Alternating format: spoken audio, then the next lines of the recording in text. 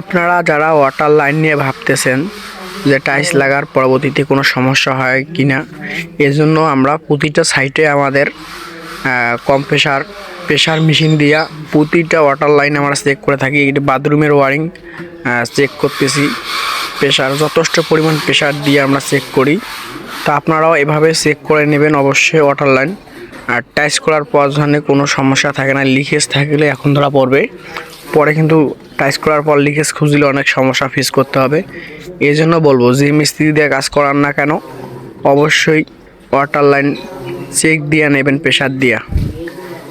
আমাদের ভিডিওগুলো আপনাদের কাছে যদি ভালো লেগে থাকে অবশ্যই সাবস্ক্রাইব করে নিত্য নতুন ভিডিও পেতে আমাদের চ্যানেলটি সাবস্ক্রাইব করে রাখুন। আমাদের এটা আছে তিনতলা একটি বিল্ডিং। আমরা সব কিছু লাইন আজকে চেক দেব। বাসার মালিকের সাথে কথা বলছি, বাসার মালিকও বলছে যে হ্যাঁ আমি সব কাম চেক দিয়ে নেব। আমরাও চেক দিয়ে দিচ্ছি। অবশ্যই কামটি অনেক সুন্দর হয়, কেন আপনাদের রিক্স থাকে না। যেমন মনের মধ্যে আপনাদের একটা ভয় থাকে যে ওয়াটার লাইন কোনো জায়গায় লিকেজ থাকলো কি না। চেক করা হলে আপনারা অবশ্যই বুঝতে পারবেন যে অবশ্যই চেক করা দরকার, চেক না করলে তো হবে না। আমরা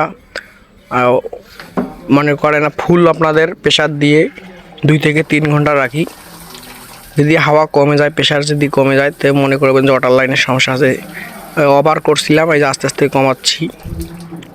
এই জন্য বলবো অবশ্যই চেক করে নেবেন। যে মিস্ত্রিতে কাজ করান না কেন, কাজ একদিনকে না মাথায় রাখবেন, পরে যদি লিকেজ করে টাইলসের ভিতরে তো নানা রকম সমস্যায় পড়বেন। এই জন্য বারবার বলবো ওয়াটার লাইন চেক করে নেবেন। আমাদের মিটার দেখতে পাচ্ছেন 500 রেখেছি, এভাবে 3-4 ঘন্টা থাকবে।